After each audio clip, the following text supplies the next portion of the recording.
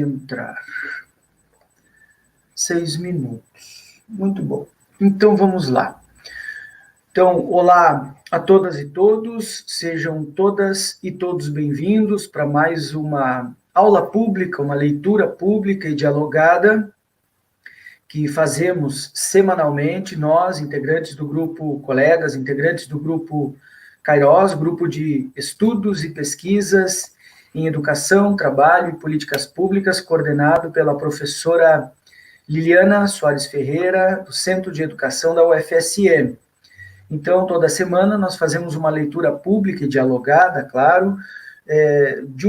Estamos nesse momento lendo o livro, só um minutinho, deixa eu atualizar aqui, o livro A Classe Trabalhadora, de Marx a Nossos Dias, do professor Marcelo Badaró Matos. Está aqui na descrição do vídeo, o professor Marcelo, tem também uma fala bem longa dele num evento a respeito desse livro, está aqui na descrição do vídeo para quem quiser conhecê-lo e vê-lo falando do livro dele próprio, lançado pela Boitempo. Ele é professor de História do Brasil da Federal Fluminense, Rio de Janeiro, portanto, a UF, tá bom? Então, nós fazemos toda semana e hoje estamos fazendo a sessão de leitura 11ª. Então, é a 11ª, como se diz na fronteira, a 11ª leitura. Então, vamos a ela efetivamente. Eu tenho aqui junto comigo hoje a presença das colegas, a Luísa Braido e a Luísa Menezes. É que está aqui esse banner, deixa eu ver se eu tiro esse banner, e aí os nomes aí os nomes aparecem, viu? A Luísa Braido e a Luísa Menezes. Então, depois eu coloco o banner da propaganda, vamos prestigiar primeiro o nome das colegas, enquanto alguns colegas vão se aproximando. No Face, eu compartilhei a imagem, então quem estiver nos vendo no Face, por favor, venha para o YouTube e participe da leitura, nos comentários, interaja, critique, por favor, nos ajude nessa compreensão, tá bom? Então, a gente tinha parado exatamente, a gente começou, se não me engano, no encontro passado, um subitem do texto que era consciência de classe, né? Na 43. Isso aí. Isso, e aí andamos até lá em 46. cima na 40. Isso, lá na 46. Então, o Badaró vinha falando de ideologia no fim da 45, citou aquele texto que o Marx se refere à ideologia como uma câmara escura, a influência da física, muito proeminente nesse momento histórico, social, cita a ideologia alemã, e aí o Badaró faz uma crítica e cita novamente, na página 46, lá em cima, ele cita novamente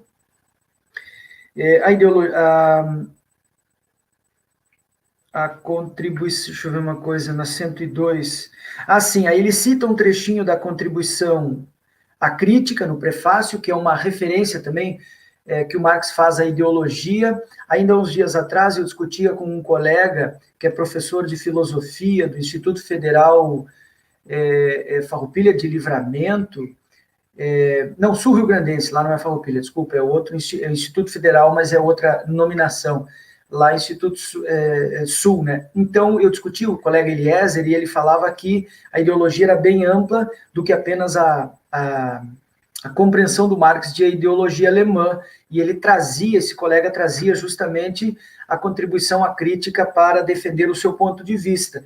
Eu discuti com ele uma discussão sobre princípios teóricos, né? Eu dizia que eu me agarrava muito mais à solidez e à extensão da análise do Marx e do Engels na ideologia alemã. Foi bonita a discussão, a gente ficou trocando ideia ali, e ele defendia que ideologia não era só aquilo, eu dizia que era muito mais aquilo do que qualquer outra coisa, enfim. Então, é isso, e o Badaró aqui, então, cita a contribuição à crítica. Eu lembro, a ideologia alemã é de 46, 45, 46, e a contribuição à crítica é de 57, lançada em 59.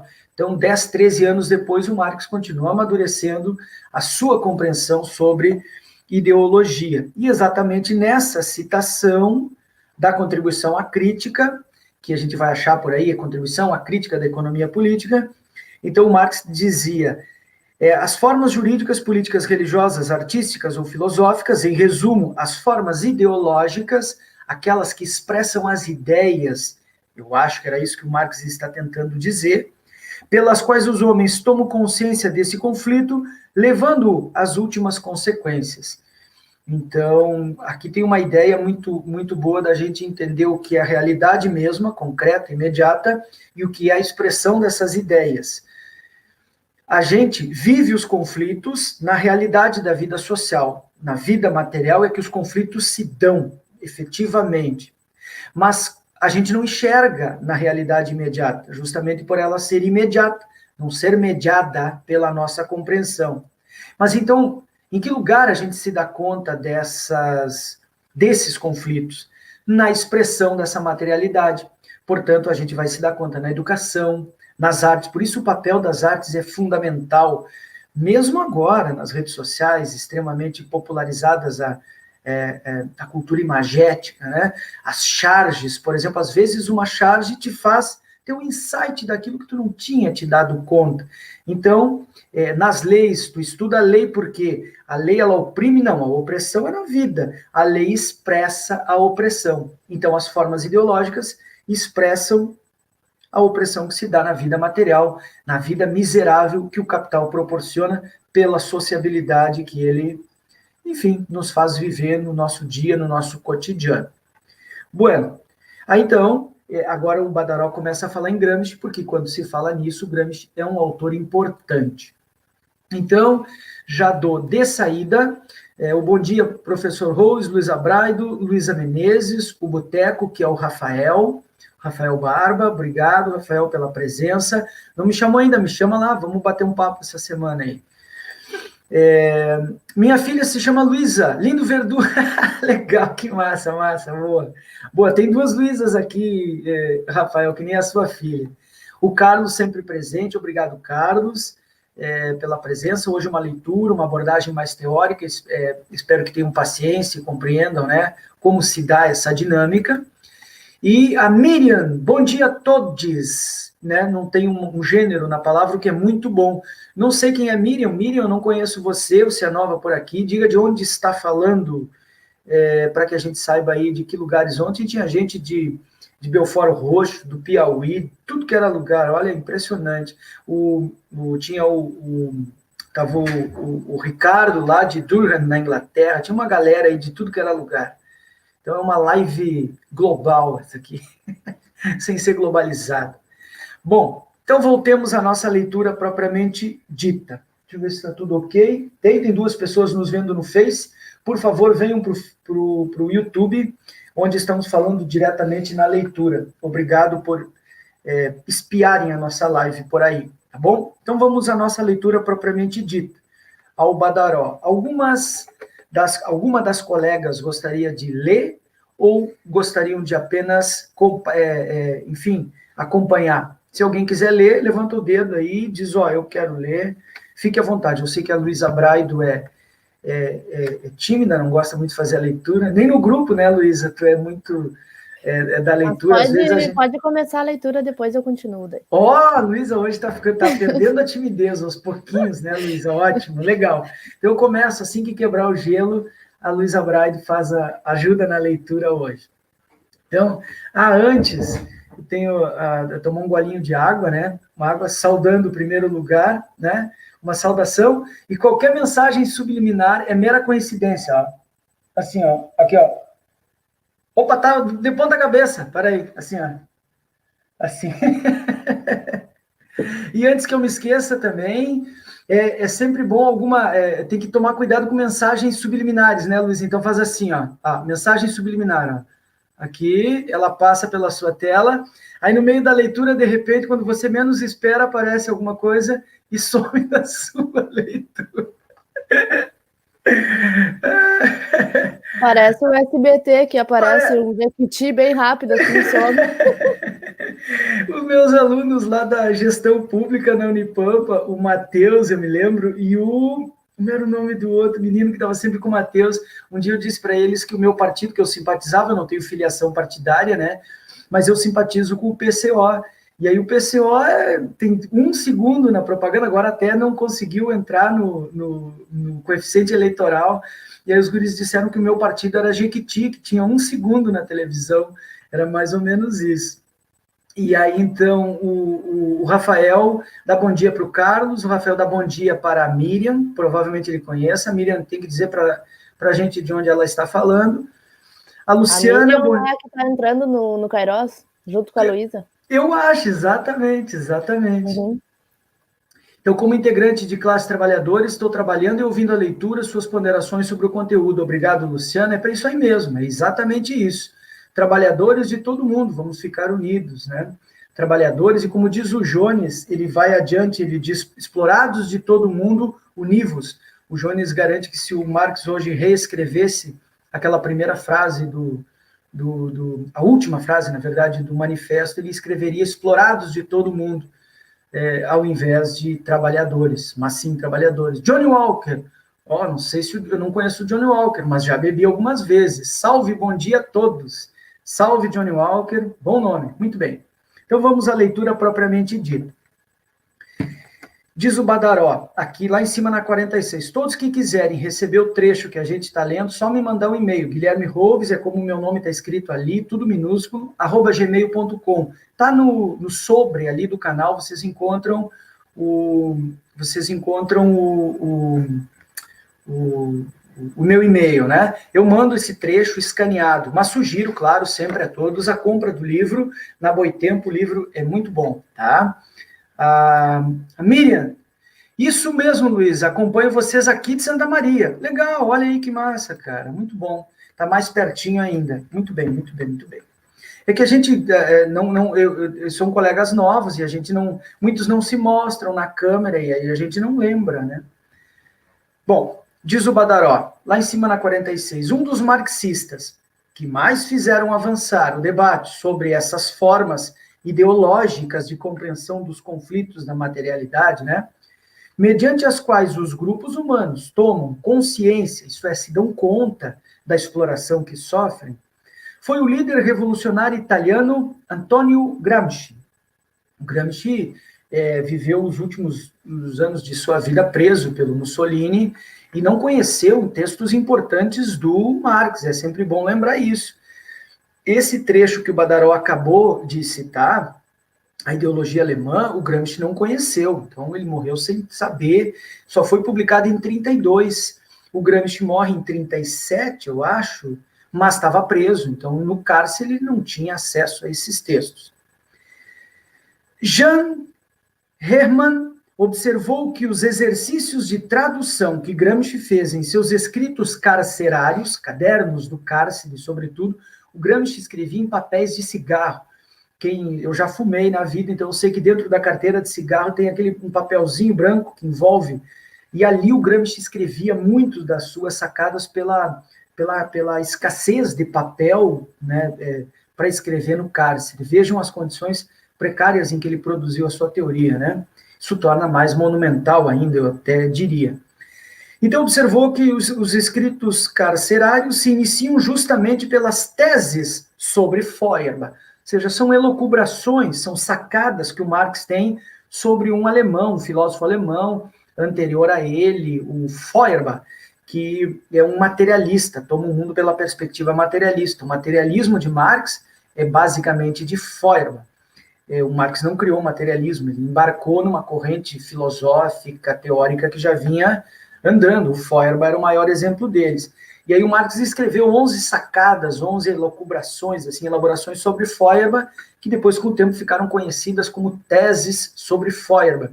E como estavam na mesma caixinha que estavam os manuscritos da ideologia alemã, a partir daí as editoras começaram a publicar junto esses textos. Então, toda vez que você comprar um texto na editora, lá, Ideologia Alemã, no finalzinho, no início, vai estar tese sobre Feuerbach. O que tem a ver?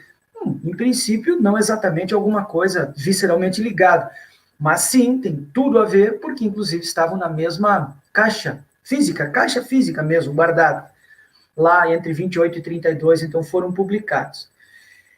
Então, iniciaram justamente pelas teses sobre Feuerbach e pelo prefácio supracitado, prefácio da contribuição à crítica. A contribuição à crítica, o Gramsci, claro, teve acesso, foi publicado em 1859 pelo Marx ainda em vida, mas não na integralidade. Na contribuição à crítica tem um capítulo chamado Método da Economia Política. Esse capítulo não foi publicado pelo Marx, lá quando ele estava vivo, só foi publicado muito depois da morte do Marx. Então, o Gramsci leu a contribuição à crítica, mas não toda, como a gente lê hoje. Tá?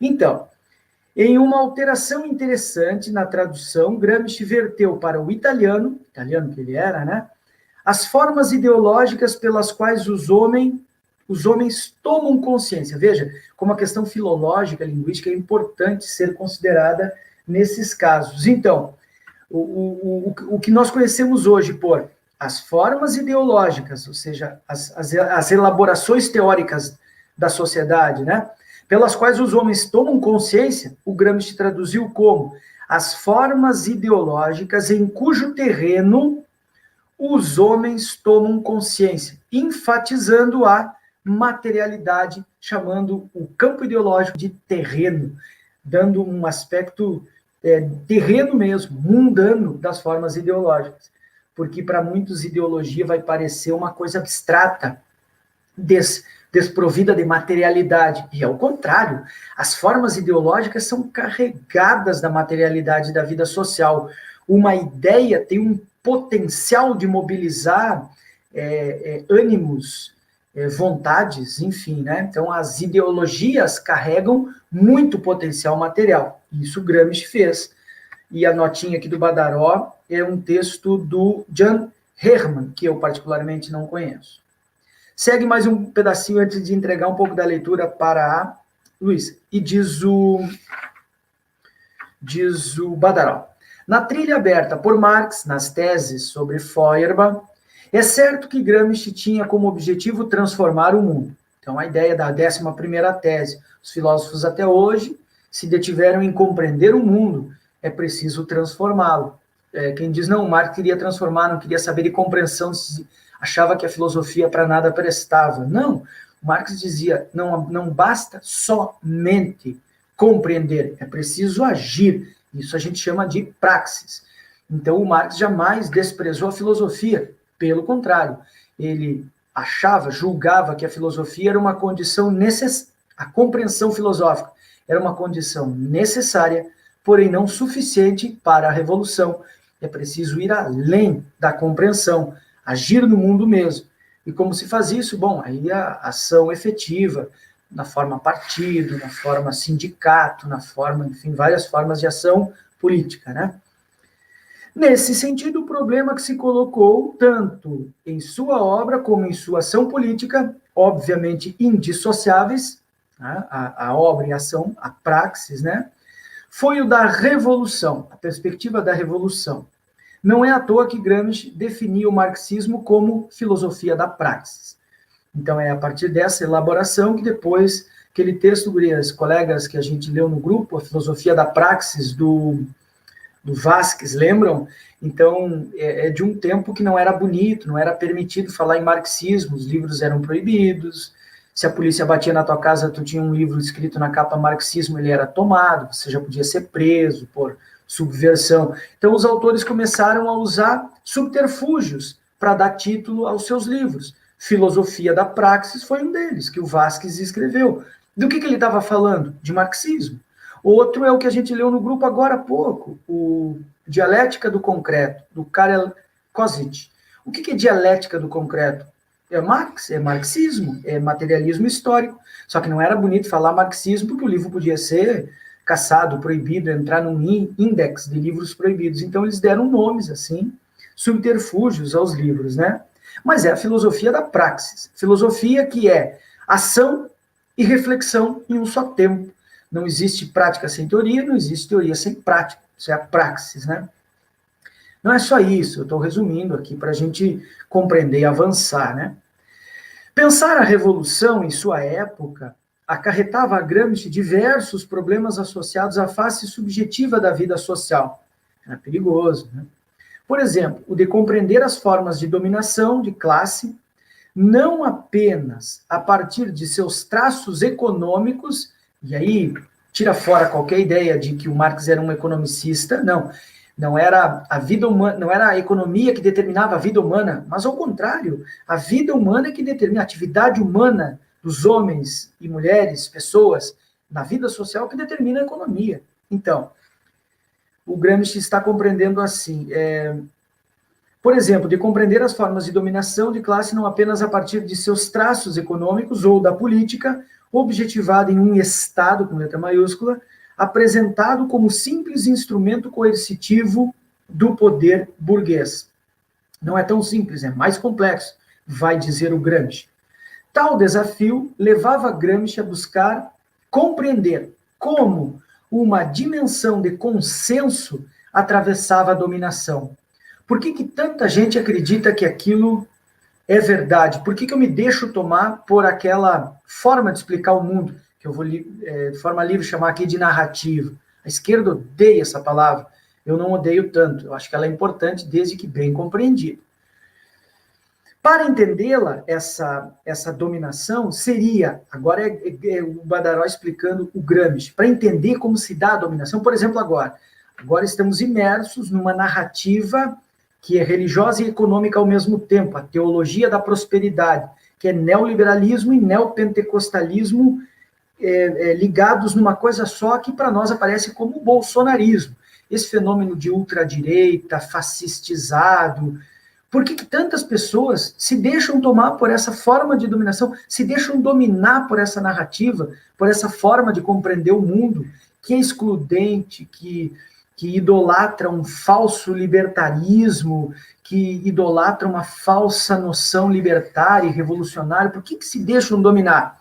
Então o Gramsci está dizendo, seria necessário compreender os mecanismos ideológicos por meio dos quais a classe dominante conseguia apresentar seu projeto de sociedade. Então é isso. O Gramsci, se hoje vivo estivesse, ele diria, o que eu tenho que fazer? Eu tenho que compreender de que se trata, do que é feito o bolsonarismo, que é um fenômeno maior, como apareceu essa pessoa aí nesse momento, deu nome a essa corrente de vertente de explicação da vida social que a gente conhece aí por bolsonarismo, né, que é conservadora, é misógina, é excludente, é neoliberalesca até a sua essência, né? Então, o programa seria necessário compreender como que isso cola, entra dentro da cabeça das pessoas, por meio das quais a classe dominante, que é quem comanda a mídia, a justiça elitista, né, conseguia apresentar seu projeto de sociedade. Esse projeto de sociedade, da teologia da prosperidade, do cada um por si, do eu tenho que me dar bem, enfim, né? E sua visão de mundo como portadoras de validade universal. E essa é a questão, né? Se apresenta na nossa sociedade como portadora de validade, que vale para todos. E, inclusive, tem que convencer ou levar para a ponta da praia os vermelhinhos, os comunistas, aqueles que não pensam assim, enfim, né? Então, o Gramsci dizia, tem que compreender os mecanismos ideológicos, como essa ideologia cola na cabeça das pessoas e passa a orientar formas de agir, pensar e sentir dessas pessoas. Troca de parágrafo, antes eu dou bom dia ali a Sônia, bom dia Sônia, obrigado por você estar aí. O Rafael, bora fazer uma live lá, Boteco Semana? Vamos sim, sexta, diz horário aí, pode dizer horário aí, deixa eu ver. Sexta, só não posso 7h30 da noite, o resto pode me chamar ali, das 7h30 até as 8h30, por aí eu vou estar numa outra live com o pessoal da educação, do CEPERS, enfim, com uma rádio ali, tá? Mas pode mandar aí. E aí o Boteco diz, bom dia Maria e Sônia, o Rafael conhece eles, e aqui provavelmente a Sônia também, que vê sempre lá as lives do Rafael. Brigadão para todos. Bueno, sigo mais um pedacinho, Luísa, e aí depois, ali na citação, eu te entrego um pouquinho. Diz o Badaró, entre tantas outras questões presentes nos escritos de Gramsci, que é amplo, tem um amplo conjunto de escritos do Gramsci. A colega nossa do grupo, que leu bastante Gramsci, é a a Letícia Esquio, a Letícia sempre trazia as leituras de Gramsci para o grupo, e era importante a leitura que ela fazia e demonstrando a presença. Eu confesso, eu tenho pouca leitura em Gramsci, li pouquinho, li o essencial para compreendê-lo, e não citei Gramsci no meu texto de tese, embora seja um marxista importante. Eu não citei por prudência e covardia, porque eu não conhecia o suficiente para citar. Então eu preferi não entrar, porque eu achei que se eu dissesse o nome Gramsci, eu teria que estudar muito, cara. E eu fiquei com muito medo e aí não citei.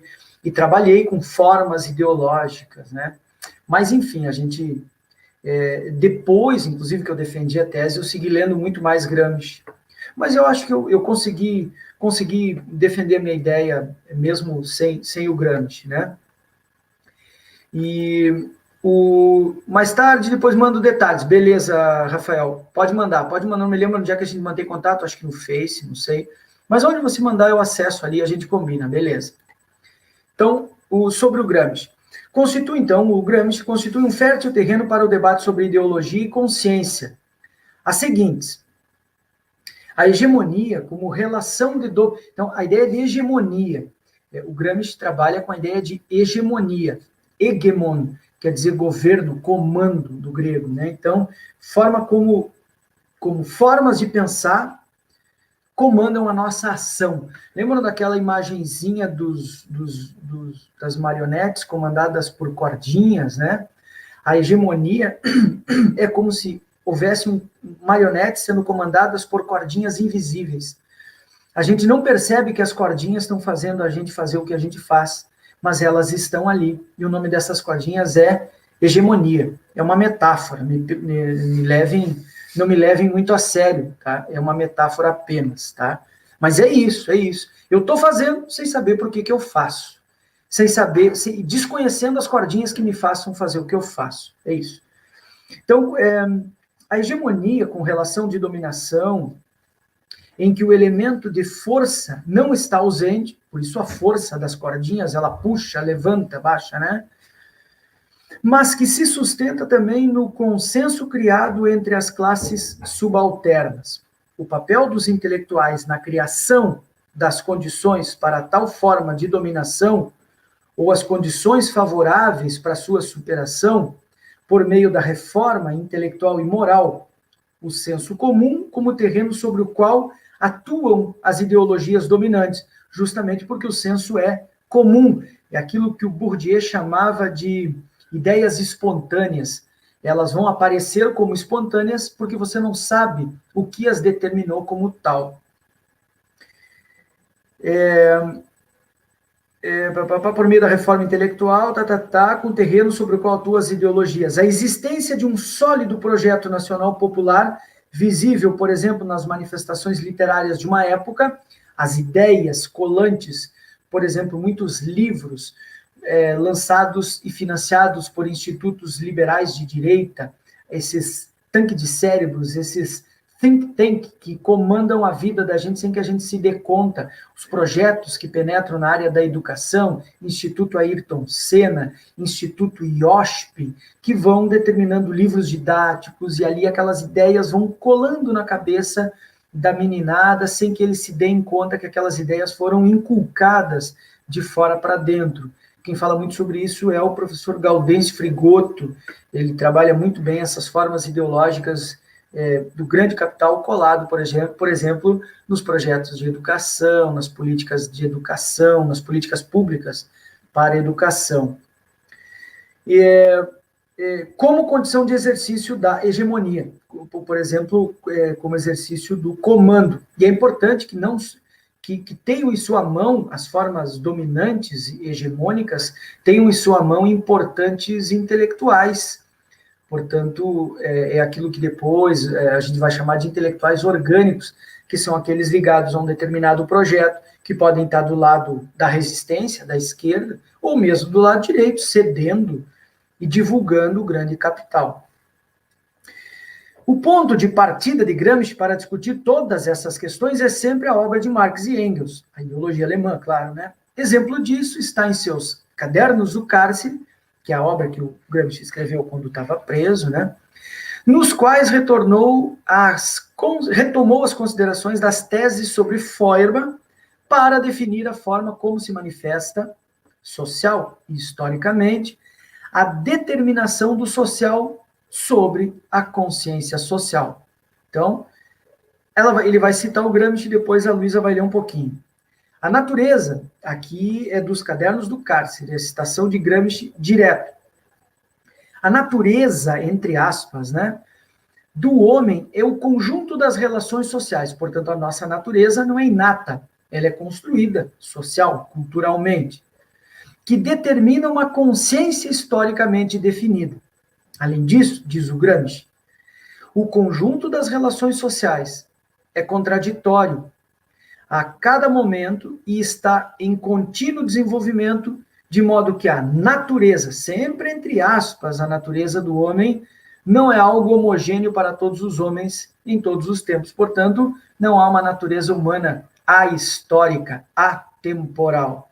Toda a natureza humana está ligada a um tempo, a uma determinação histórica, a determinações culturais, que são sempre construídas pela classe dominante através da ideologia dominante, constituindo um poder sobre essas pessoas, que o Gramsci vai dar o nome de hegemonia, né? Hegemon. Antes de dar a palavra ali, a Luísa vai ler um pouquinho para a gente. A Sônia faz um elogio aqui. O boteco não para baixo. Deu. Eu já tinha colocado, eu me atrapalhei. Eu achei que eram comentários novos, mas não era novo, não. Então, por favor, Luísa, é um trechinho pequenininho. Vamos lá. Tá, fica à vontade para interferir, viu? É a partir deste ponto que Gramsci se empenha em explicar os desafios contrapostos à construção de uma consciência autônoma entre os dominados, ou, como preferiu chamar, entre os subalternos. Segundo uma perspectiva que ressalta a dinâmica contraditória das relações entre as classes sociais fundamentais, ou seja, a luta de classes ao longo da história. E aqui entra um elemento importante, antes da Luísa citar o Gramsci aqui, que vai ser dos Cadernos do Cárcere, tem uma citação bem longa, é importante que a gente a conheça. Aqui entra a ideia de luta de classes. Que nunca é isso, porque a gente pode estar dizendo, pode estar compreendendo que isso vai se dar de uma forma não conflitual, não conflituosa. Isso se dê de uma forma até consensual, que aqueles que estão sendo dominados aceitem pacificamente, bovinamente, para usar uma palavra aí bem da moda, né? Como um rebanho que não reage, que não se dá conta, e quem está dominando faça isso de uma forma natural, quase que sem que os dominados se deem conta. Não é diferente dessa narrativa mais messiânica. Aqueles que estão dominando usam processos violentos de dominação, e a violência é física. Por exemplo, vou dar um exemplo que nós estamos vendo agora nas redes sociais. Cada vez reverbera mais nas redes sociais a violência policial, o braço armado do Estado, pessoas sendo sufocadas, a frase do Floyd, do George Floyd, não consigo respirar, é a metáfora dos dias de hoje. Nós estamos sendo tomados, arrebatados por uma pandemia de um vírus chamado coronavírus, que causa em nós a suscetibilidade a adquirir uma doença, que nós chamamos de Covid-19, e essa doença ataca principalmente os pulmões e nos impede de respirar. Portanto, a pandemia ela é a própria metáfora da sufocação que a sociedade está sofrendo, e a polícia tem feito isso. Atira na cabeça, como disse o Witzel, o governador do Rio de Janeiro, atirar na cabecinha, como ele dizia, os policiais matando o motoqueiro que estão passando, correndo de moto, a polícia batendo, espancando, ou seja, a dominação ela não se dá de forma natural, entre aspas, né? Ela se dá pela ação violenta, pelo braço armado do Estado, pelo exército que sustenta esse governo que atualmente está no poder. É importante a força militar, a força armada sustentando esse poder no poder. A violência policial das paramilícias, das parapolícias, das forças militares dos estados, aplacando, né, achacando a classe trabalhadora, se dá de forma violenta. De outro lado, a resistência, que por hora é um tanto reclusa, porque em pleno isolamento social não dá para a gente ir para a rua, e as pessoas dizem, mas o povo não está na rua. de fato, não está na rua por duas razões. Primeiro, porque está um afastamento social. E segundo, porque as pessoas têm medo. A gente tem medo de ir para a rua e enfrentar essa violência, porque a rua, a hora que começar a agir, nós teremos conflitos provavelmente bem intensos. Nós estamos à beira de um conflito social mais aberto, mais explícito. Então, é de fato isso. Não há nenhum consenso na forma de aceitação e não há nada de natural. Por isso, o Gramsci fala aqui a palavrinha mágica, né, a expressão mágica do Marx, a ideia de lutas de classes. Então, isso se dá em meio a um conflito, ora mais aberto, ora mais oculto, mas sempre um conflito. Essa relação de dominação, de hegemonia e de consenso, ela se dá de uma forma violenta. Isso que fique muito claro. E aí, então, a Luísa vai ler a citação do Gramsci. Por favor. Constatado que, sendo contraditório o conjunto das relações sociais, não pode deixar de ser contraditória a consciência dos homens. Põe-se o problema de como se manifesta tal contradição e de como se pode obter progressivamente a unificação.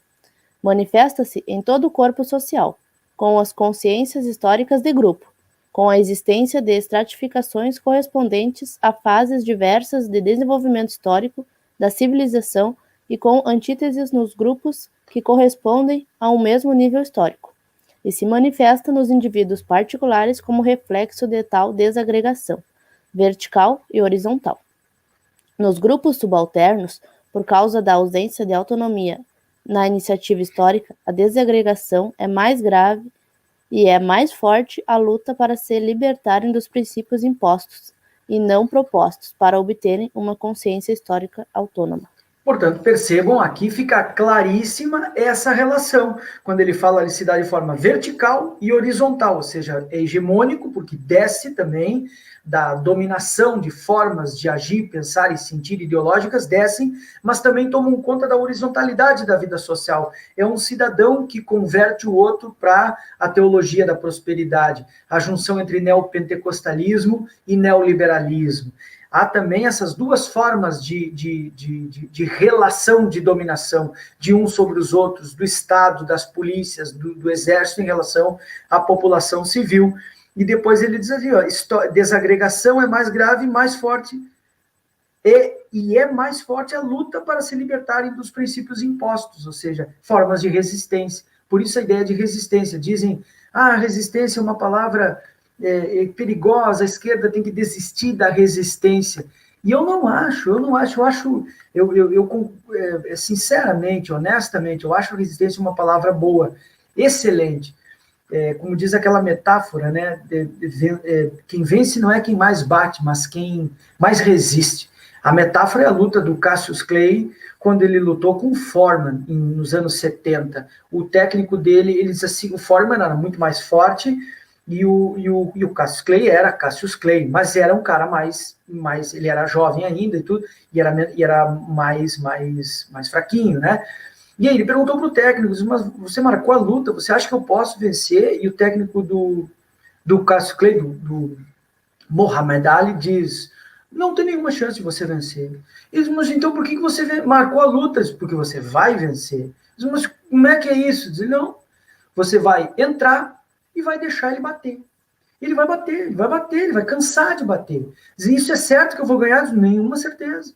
Essa é a única chance que a gente tem, é tu entrar e resistir. A luta está no YouTube para que vocês vejam. Ele apanha copiosamente por 8 assaltos. Apanha. No 8º assalto, o Cassius Clay está sofrido, está realmente lastimado, né, de tanto apanhar, mas não bateu, só se defendeu. E o Foreman não consegue mais erguer os braços para bater. Ele está com os ombros caídos, assim. Aí no 8º assalto, eles, muito bem, a primeira parte você conseguiu, a gente não tinha nenhuma garantia de que desse certo, mas você resistiu. Essa era a única chance, não tinha outra. Se você entrasse, começasse a bater, você ia cair no primeiro assalto. Então, resistindo, talvez você chegasse ao segundo, se resistisse, talvez chegasse ao terceiro, se resistisse, você chegou ao 8º, meu amiguinho. Agora você entra e bate. E aí ele liquida o assalto, a luta no 8º assalto, com 2, 3 porradas no Foreman. Essa luta é a metáfora. Muhammad Ali, claro, que era um cara ligado aos movimentos de resistência norte-americanos, quando os movimentos de resistência norte-americanos eram, de fato, movimentos ligados por uma resistência negra, preta, de fato, pelos movimentos dos Panteras, depois tudo mais, né? Não é que nem agora o Black Lives Matter, que só tem gente branca caminhando na rua. Percebam, e muito cuidado com esse movimento, tá bom? O lema é muito bom, mas o conteúdo dele se esvaziou de resistência efetiva, tá bem? Prestem atenção. Antes da Luísa fazer mais um trechinho da leitura, a Luciana diz assim: Istvan Meszaros fala sobre a busca constante da interiorização das ideias de naturalização do domínio do capital.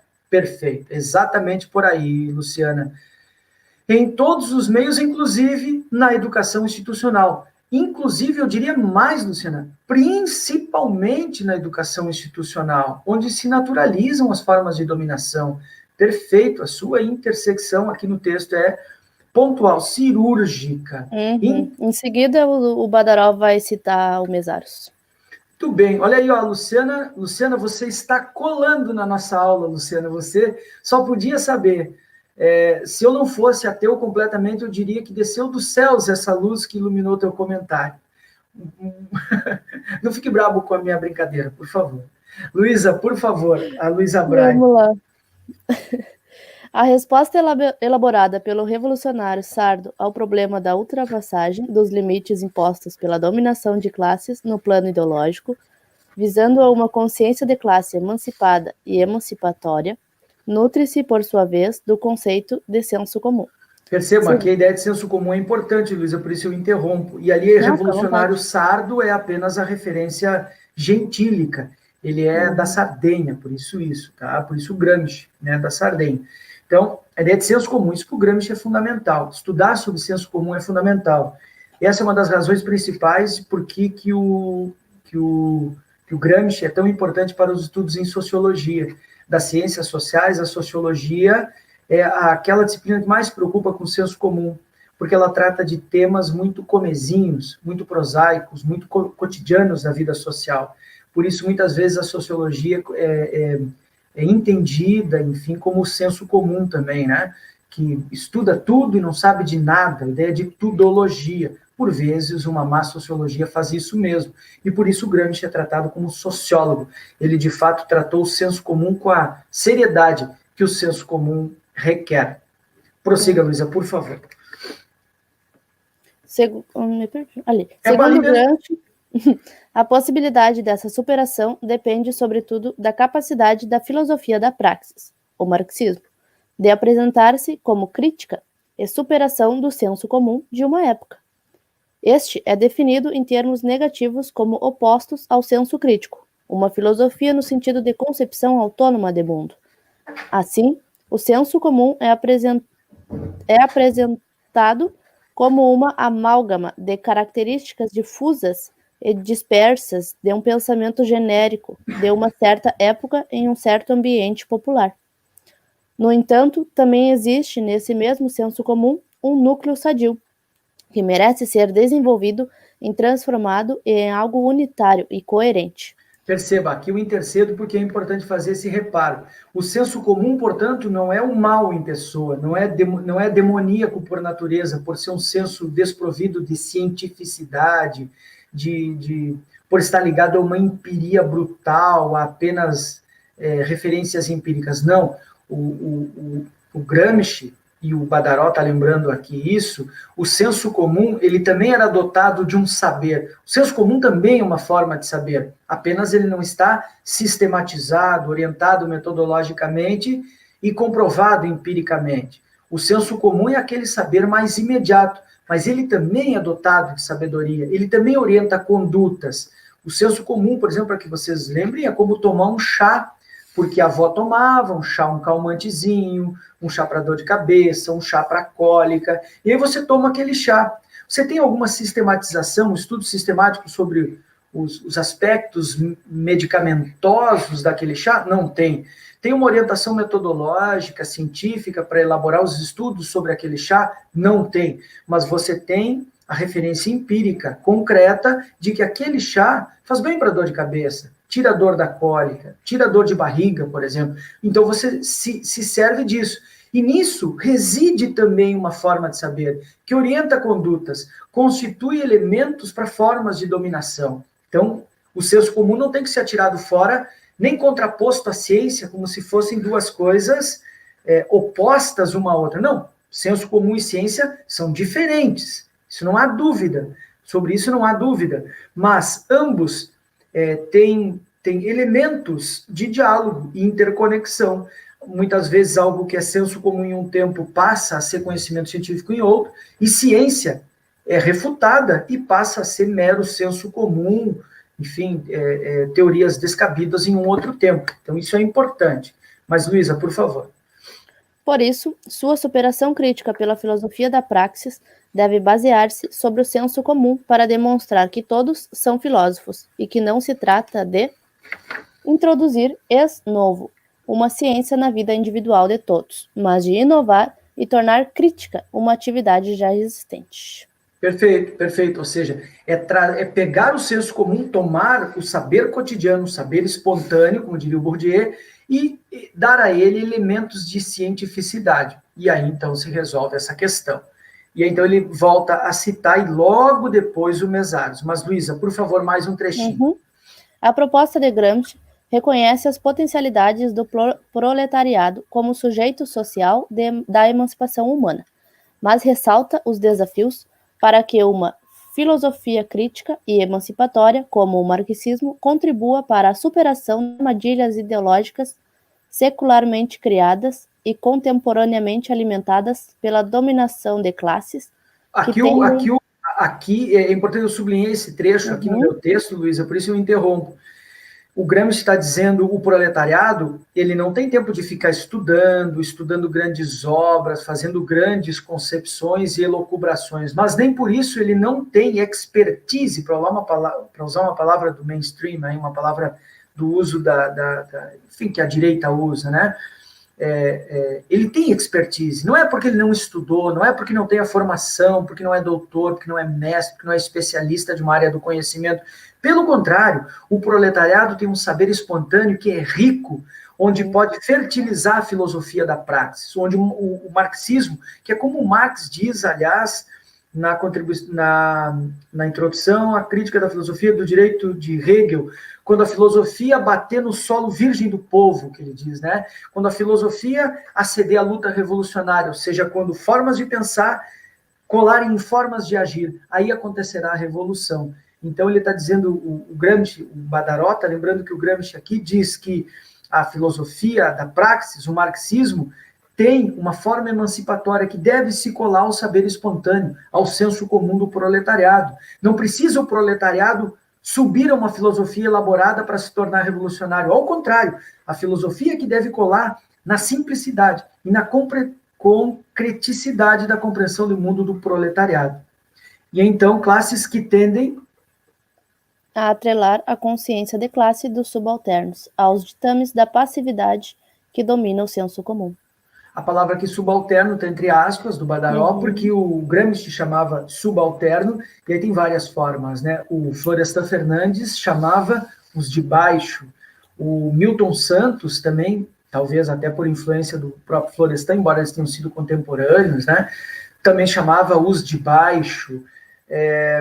O Thompson, E.P. Thompson, que é historiador marxista, também dizia história vista de baixo, ou seja, a ideia de subalternidade aqui não tem uma relação hierárquica de desmerecimento. Pelo contrário, a riqueza da compreensão de mundo se dá na subalternidade. Os de baixo compreendem o mundo de forma muito peculiar, muito peculiar. Quando as pessoas criticam, aquelas críticas de blog vagabundo, né, que dizem que o Engels era um industrial riquíssimo, que era, e que o Marx era sustentado, que nunca tinha trabalhado. Uma mentira e uma verdade. Ele era sustentado, de fato, básica, muito pelo Engels, isso as biografias comprovam, mas o Marx, empiricamente, na vida social, ele viveu também, ele se aproximou dos movimentos socialistas, se aproximou da classe trabalhadora e trabalhou duramente a vida inteira no trabalho de jornalismo e tudo mais. E o Engels, embora filho de industrial, escreveu uma obra-prima, que é a Classe Operária, quando ele andava dentro dos subúrbios levados pela operária, que era sua companheira, com quem ele não casou, né? A Mary Burns, levou ele para conhecer a subalternidade e a dureza, a agudeza da vida dos industriais de Manchester. Então, eles conheceram, sim, a vida dos subalternos. E foi, talvez apenas por conhecer a vida da subalternidade, que desenvolveram uma consciência de classe, uma ideia crítica do capital que eles estavam vivendo. Lá nos gabinetes, eles jamais teriam chegado às conclusões que chegaram. Isso a gente tem certeza. Por isso que a gente tem que fazer crítica, né, colegas, a respeito disso. Muitas vezes o academicismo impede que a gente conheça enfim, a materialidade da luta social, né? Por isso é importante. Eu julgo espaços como esse aqui, por isso eu também convidei outros colegas, e as gurias vieram, os colegas vieram, outros também se integram, hora mais, hora menos, a gente fazer essa luta aqui. É certo que ela não é uma luta real, não estou dizendo isso, mas ela é parte da luta real. A gente aqui está trazendo o estudo que a gente lê dentro da academia. Isso aqui não é um ensaio, não é um panfleto, isso aqui é um livro denso sobre teoria social da classe trabalhadora. Tomar consciência dessa narrativa, conhecer as origens da classe trabalhadora e o que fez a classe trabalhadora se constituir como classe trabalhadora, ajuda na luta social do dia a dia, das pessoas que estão nos vendo. Estamos aqui entre 10 e 20 pessoas oscilando. É um grupo de estudo, são pessoas nos ouvindo, que vão cutucar o seu colega de trabalho, oh, te liga nisso, olha aqui que interessante essa ideia. Isso vai se espalhando, isso vai contagiando, é uma forma de luta social. É importante que se faça esse trabalho. Não só esse, mas esse é parte da luta, né? Acho que isso é importante.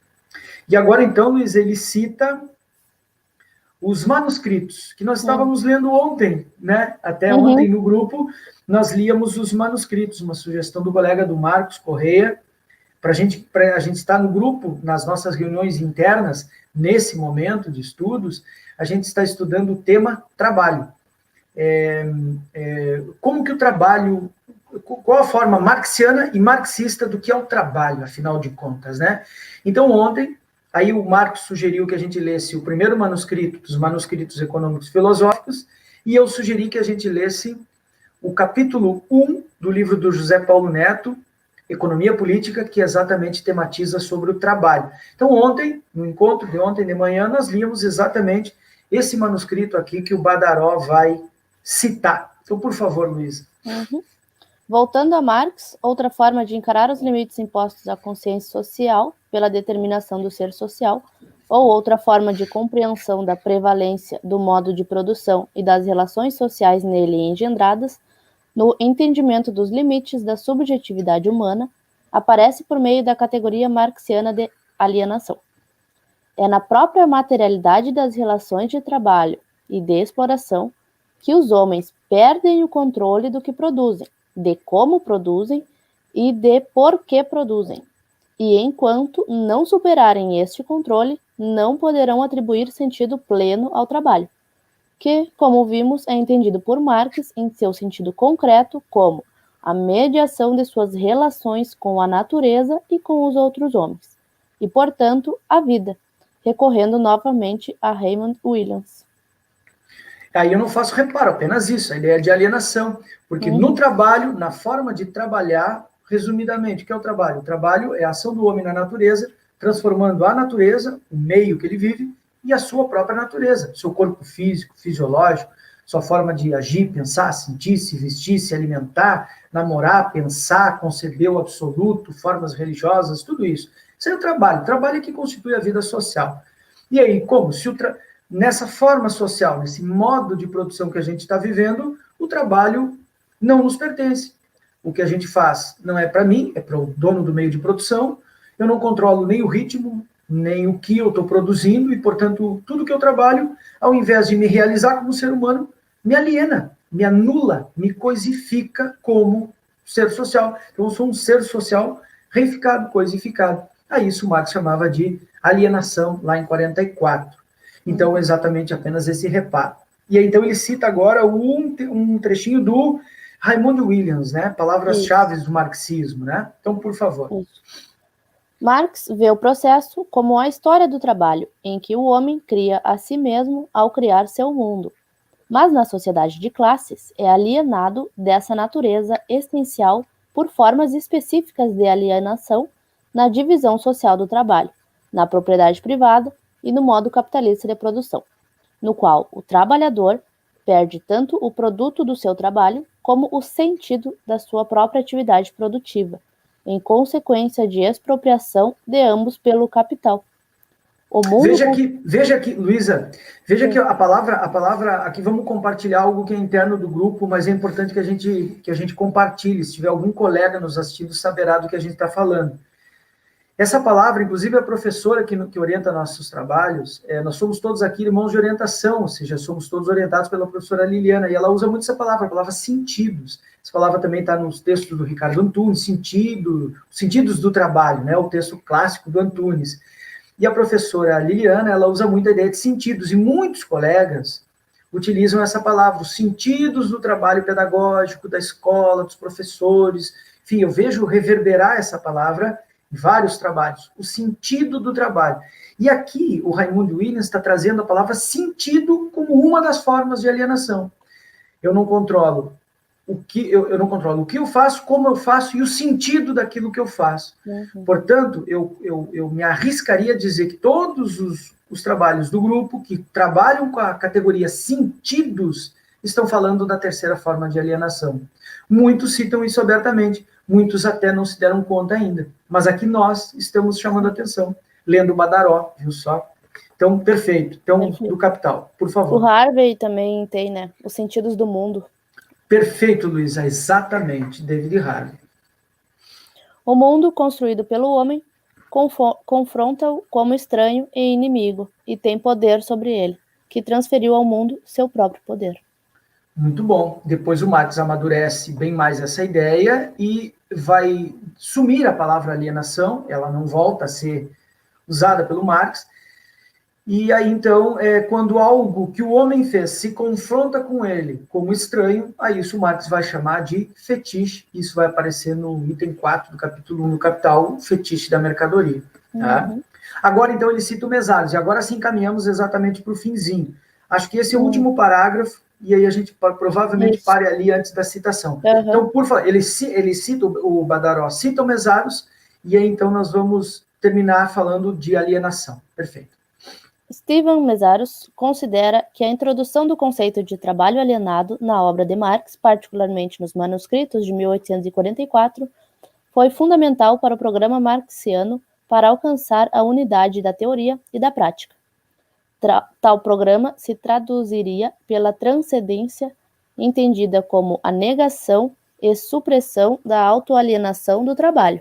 Aqui está num texto do Mesaros, a teoria da alienação em Marx, que é importante, e esse texto aqui, a gente acabou, vinha falando de Gramsci até há pouquinho, e lembrou que o Gramsci não conheceu a ideologia alemã, o Gramsci também não conheceu esse texto aqui, os manuscritos de 44 foram guardados na forma manuscrita, escrito à mão, e só foram publicados também lá entre 28 e 32, então o Gramsci, que nós estávamos falando agora, também não conheceu esse texto. E aqui, então, citamos o Mesaros lá em Teoria da Alienação.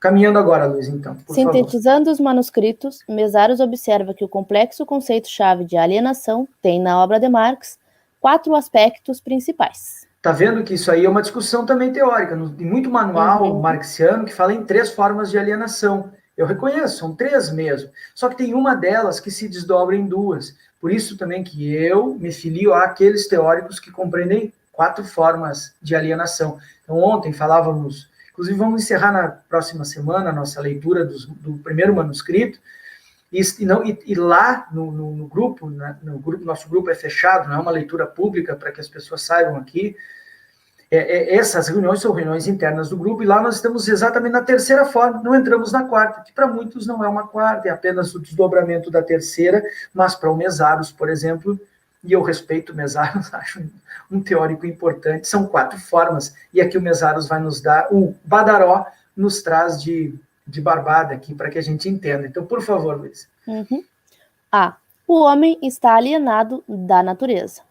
B. Está alienado de si mesmo, de sua própria atividade. C. De seu ser genérico, de seu ser como membro da espécie humana. E D. O homem está alienado do homem, dos outros homens. Então, as 4 formas de alienação, elas estão bem claras nos manuscritos. Quem tiver esse livro aqui, eu recomendo a edição da Boitempo, ele não está aqui, eu guardei na estante agora, mas saiu na Boitempo, ele é o primeiro manuscrito, ele começa na página 79 da edição da Boitempo, tá? Eu sei porque a gente está lendo, por isso que eu sei de cabeça a página ali, né? E aí as 4 formas, ele vai desenvolvendo exatamente. Tem um vídeo, no canal tem um vídeo, Alienação em Marx, tem ali, eu faço exatamente o exame dessas 2, 3 páginas do manuscrito da edição da Boitempo, tá bom? Então tá, as 4 formas de alienação. Então, esse parágrafozinho, Luísa, tem umas 10 linhas antes da citação, e aí a citação fica para a aula, não para a leitura dialogada da próxima semana. Por favor. Recorrendo aos textos do próprio Marx, em especial aos manuscritos econômicos filosóficos, percebemos que o ponto em que procura se distinguir da economia política clássica, nessa primeira aproximação crítica, reside em sua busca pela explicação de elementos como a propriedade privada com base em fatos da vida social concreta, evitando tratá-los como dados ou fugir às explicações da realidade concreta por meio de artifícios, como criar um estado primitivo imaginário. E a crítica aqui é direta, a formas, por exemplo, que é a base do pensamento anarquista. Por favor, não me metam em tretas, não digam que eu sou anti-anarquista, mas eu sou anti-anarquista. Então, por favor, moderem na treta. Aqui é uma crítica direta a Proudhon. O Proudhon, como um dos principais teóricos e um dos mais originais teóricos do anarquismo, inclusive reconhecido aqui no Brasil pelo ITA, o Instituto de Teoria e História do Anarquismo, né? Eles tomam o Proudhon como um dos teóricos gênese do anarquismo. Ali tem uma ideia moral da propriedade privada e a ideia de um Estado primitivo, onde não havia propriedade privada. Então, o Marx foge desses juízos morais e dessas primitividades elementais. Não existe isso, tá bem? O professor Flávio, antes da Luísa terminar, diz: eita, que hoje cheguei no final da aula, mas presente. Boa, Flávio, boa. A cama hoje abraçou o Flávio. Eu tô acordado desde muito cedo, levantei bem cedo hoje, fiz um fogo, um fogão a lenha. Tá frio hoje, né, gurias? Não tá fácil. Mas, enfim, então, o Marx foge desse estado primitivo originário. Aquela ideia de que havia um estado de natureza, aquela coisa bem russoniana, hobbesiana. O Marx foge disso. Embora tenha uma forte influência de Rousseau, ele foge dessa interpretação. E aí, então, para finalizar... É nesse terreno que situa sua análise sobre o trabalho como mediação, de primeira ordem, na expressão de Mézars, das relações dos homens com a natureza e dos homens entre si. Assim, o sentido de alienação ou de estranhamento é apresentado no bojo da análise de um processo histórico. Então, a gente para exatamente aqui, estamos com 1 hora, a gente respeita para que fique, ao mesmo tempo, seguro de que é 1 horinha e não vai ficar tão cansativo e também não tão rápido. A gente começa o próximo encontro trabalhando exatamente essas 2 palavrinhas aqui. Eu vou fazer uma breve análise das 2 para orientar quem está lendo junto com a gente. Então, a ideia de alienação e a ideia de estranhamento dos manuscritos. É isso, colegas? Isso aí. Eu pulei a nota 110 sobre alienação, mas quem puder ler, ela é bem explicativa sobre alienação. Luísa, tá, não, perfeito. Então, fazer assim, ó, começamos o encontro que vem pela nota, porque era o que eu ia fazer, eu não tinha me dado conta, é verdade, tu tens razão. Agora que eu vi também. Tá, eu também não tinha visto, Luísa. Eu fiz um monte de anotação, olha ali, ó, a minha notinha, ó, cheia de escritinho embaixo, ó. Tá vendo? Vamos começar por ela, então. Vamos lembrar, vamos ver se nós lembramos. Se tu conseguires, Luísa Menezes, nos lembra também, eu vou anotar na agenda aqui. Aí começamos pela nota, e da nota a gente vai para a citação dos manuscritos do Marx. É isso? Isso aí. Então, antes de encerrar, ainda bem que dá para denominar a fita, rebobinar a fita, o Flávio deve ter dito. O Flávio entrega a idade quando ele fala em rebobinar a fita, né? Aqui, isso é mortal, Flávio. Lamentável isso, lamentável. Rebobinar, claro, eu sabia. É verdade, é verdade. E mais, quando a gente entregava uma fita... Tu também entregou porque tu corrigiu ele. Exatamente. A gente entregava o filme na locadora sem rebobinar e pagava multa de 2 pila. Tinha isso também, entendeu? Então tu vê o tamanho da barbárie que nós vivíamos, né? Que coisa horrível. Então tá bom, colegas. Muito bom, muito agradável amanhã, uma leitura bastante elucidativa. Semana que vem é na quinta, né? Nós combinamos que vamos voltar para quinta, né? Isso. Então, semana que vem voltamos para quinta, tinha uma disciplina correndo na universidade, muitos colegas estavam cursando, então estávamos fazendo as leituras nas quartas de manhã, mas na semana que vem, a leitura volta a ser na quinta-feira, dia 20 de agosto, às 9 horas da manhã, leitura pública, a partir da página 49, e quem quiser acompanhar o trechinho escaneado, só me mandar, a classe trabalhadora de Marx a Nossos Dias, do Marcelo Badaró, manda para mim um e-mail que eu mando escaneado esse trechinho que a gente está lendo. Por hoje era isso. Muito obrigado a todas e todos. Tenham um bom dia e bons estudos. Valeu!